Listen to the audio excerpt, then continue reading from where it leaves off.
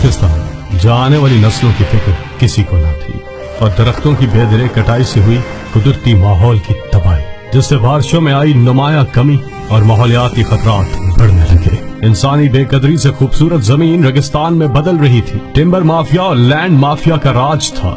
हमारे मुल्क का शुमार दुनिया के उन 10 मुल्कों में हो गया जहां मौसमियाती तब्दीली के नुकसानात संगीन हद तक पहुंच गए, जिसकी फिक्र किसी को ना थी। ये था कल का पाकिस्तान, और ये है आज का पाकिस्तान, जहां खैबर पख्तूनख्वा ने बनाया पाकिस्तान को दुनिया का पहला मुल्क जिसने 1 अरब दरख्त लगाकर न सिर्फ 3,48,000 हेक्टेयर बंजर जमीन को हरियाली में बदलकर आलमी बॉर्न चैलेंज को मुकम्मल किया, बल्कि शजरकारी का ये रकबा बढ़कर 6 लाख हेक्टेयर हो चुका है, जहां इस तारीखी अमल की वजह से 5 लाख से जायद खानदानों को रोजगार मिला।